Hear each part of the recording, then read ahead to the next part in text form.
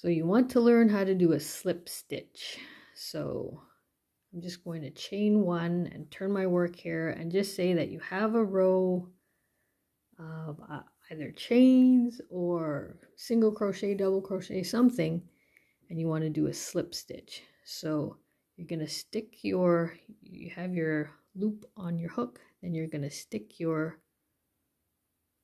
hook into a stitch and pull your yarn through just like that, and then you're just going to pull that yarn through again, that loop, just like that. That's a slip stitch. So let's do that again.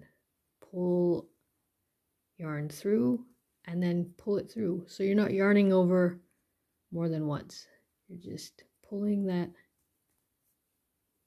yarn through.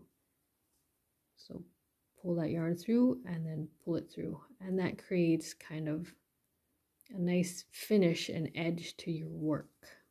So that is a slip stitch. So just pull your yarn through just like that. Easy peasy. And just work that for whatever length of the project you need, and make sure that you get your final stitch just like that, and that kind of completes your project. Good job, everyone.